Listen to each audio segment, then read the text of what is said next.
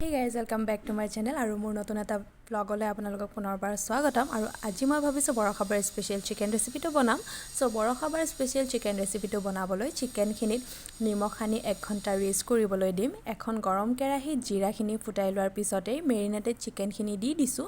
বৰখাবাই কোৱাৰ দৰে চিকেনৰ নিজা ফেটছ থাকে গতিকে ঢাকনি মাৰি এনেকৈ ৰাখি থম চিকেনে পানী এৰাৰ লগে লগে